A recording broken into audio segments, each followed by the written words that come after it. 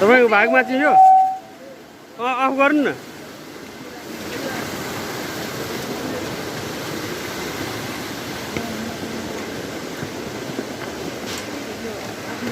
हिँड्नुहोस् हिँड्नुहोस् छिटो।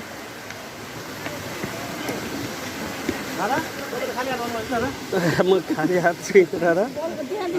यो के हो यो मैले उहीँबाट ल्याए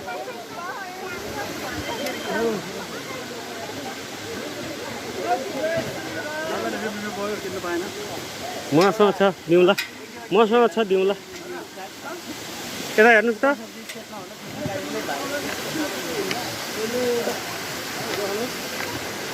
मैले चाहिँ यहाँ सबैलाई प्रोत्साहन गरेर सबैले यहाँ सामान बोक्दै हुनुहुन्छ र विपिन दाईलाई पनि मैले नै भनेको दाई एकदम हम्बल हुनुपर्छ मान्छे भनेपछि होइन त्यही भएर सामान बोक्नुहोस् भनेर भने